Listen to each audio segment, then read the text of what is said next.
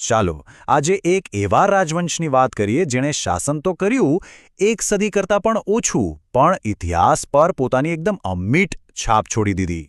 આ રજૂઆતમાં આપણે વાઘેલાઓના નાટકીય ઉદય અને એનાથી પણ વધુ નાટકીય પતનની આખી વાર્તા સમજીશું. એક એવો રાજવંશ જેનો જન્મ એક સુવર્ણયુગના અંત પછી થયો હતો. હવે વાઘેલાઓને સમજવા માટે પહેલાં એ જાણવું જરૂરી છે કે તેઓ કોના પછી આવ્યા, એટલે કે એમની પહેલાં જે શક્તિશાળી રાજવંશ હતો એની વાત કરવી પડશે. તો વાત છે લગભગ 300 વર્ષ લાંબા શાસનની, સોલંકીઓનું રાજ, જેને આપણે સૌ ગુજરાતનું સુવર્ણયુગ તરીકે ઓળખીએ છીએ.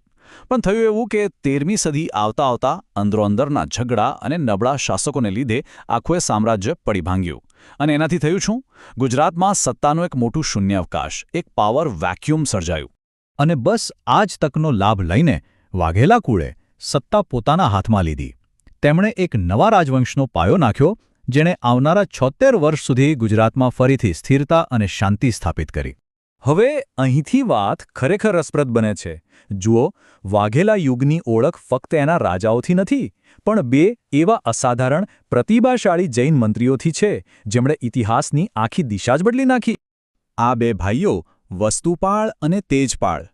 તેઓ ફક્ત મંત્રીઓ નહોતા, પણ વાઘેલા શાસનના ખરા સૂત્રધાર હતા, સેનાપતિઓ પણ હતા.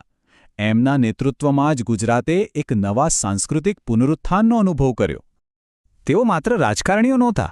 એમણે જે વહીવટી સુધારા કર્યા, જેમ કે ટેક્સ સિસ્ટમને વ્યવસ્થિત કરવી અને ભ્રષ્ટાચારને કાબૂમાં લેવો, એનાથી રાજ્યની તિજોરી ભરાઈ અને સામાન્ય લોકોમાં સમૃદ્ધિ આવી. અને હા, તેઓ કલા અને સ્થાપત્યના તો એટલા મોટા સંરક્ષક હતા કે એમણે એક અમૂલ્ય વારસો પાછળ છોડ્યો છે. અને એમની સિદ્ધિઓનો સૌથી મોટો પુરાવો જોવો હોય તો એ છે આ અદ્ભુત સ્થાપત્યો. માઉન્ટ આબુના દિલવાડા મંદિરો અને ગિરનારના મંદિરો એ ફક્ત પૂજા માટેની જગ્યાઓ નથી, પણ જાણે આરસ પહાણમાં લખેલી કવિતા છે. એની કોતરણી એટલી બારીક, એટલી જટિલ છે કે આજે પણ કલાકારો અને ઇતિહાસકારો બસ જોતા જ રહી જાય. ખરેખર આ એમની કલા પ્રત્યેની દ્રષ્ટિ અને સમર્પણનો જીવંત પુરાવો છે. સારું, તો રાજનીતિ અને સ્થાપત્યથી થોડું આગળ વધીએ અને એ વિચારધારાને સમજીએ જેણે આખા યુગના સમાજ અને સંસ્કૃતિને એક નવો આકાર આપ્યો. એ સમયની જે રાજપૂત ઓળખ હતી એનું કેન્દ્ર હતું વીર રસ.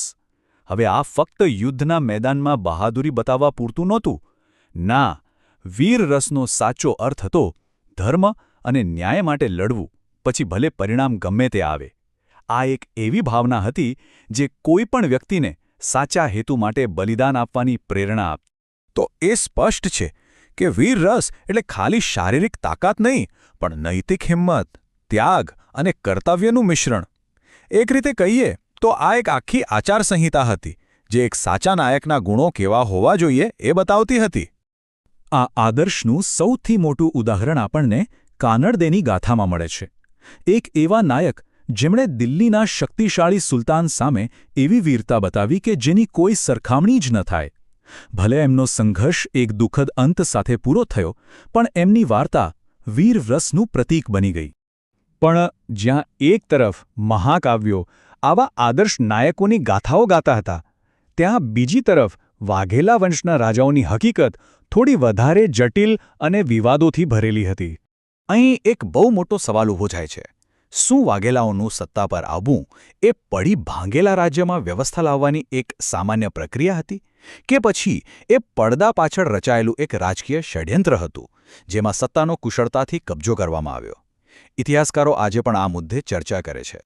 અને આ જટિલ વારસા અને વિવાદનો છેલ્લો અધ્યાય લખાયો વાઘેલા વંશના અંતિમ શાસક કરણદેવના સમયમાં. ઇતિહાસ એમને કરણ ઘેલો તરીકે પણ યાદ કરે છે. કરણદેવના શાસનનો અંત એક મોટી તારાજી સાથે આવ્યો. દિલ્હી સલ્તનતની વિશાળ સેના સામે એમનું રાજ્ય ટકી ન શક્યું, અને આ હાર સાથે જ ગુજરાતમાં રાજપૂત શાસનનો અંત આવ્યો અને એક નવા યુગનો આરંભ થયો. કરણદેવના પતન સાથે વાઘેલા વંશના 76 વર્ષના શાસનનો અચાનક અને હિંસક અંત આવી ગયો. તો પછી સવાલ એ છે કે આજે આમની યાદમાં શું બચ્યું છે? આમાંથી જે શીખ મળે છે તે એ છે કે વાઘેલાઓએ બે પ્રકારનો વારસો છોડ્યો છે. એક વારસો એ છે જે આપણે માઉન્ટ આબુ અને ગિરનારના પથ્થરોમાં આજે પણ જોઈ શકીએ છીએ, અને બીજો વારસો એ છે જે આપણને વીર રસ જેવી અમર વાર્તાઓ અને આદર્શોમાં જીવંત જોવા મળે છે. વાઘેલાઓની આખી વાર્તા આપણને એ વિચારવા પર મજબૂર કરે છે કે કોઈપણ વારસાને તેની અંતિમ ક્ષણોથી માપવો જોઈએ કે પછી એ આદર્શોથી જેનું પ્રતિનિધિત્વ કરવા માટે તેણે સંઘર્ષ કર્યો. આ એક એવો સવાલ છે જેનો જવાબ ઇતિહાસના પાનાઓમાં ક્યાંક છુપાયેલો છે.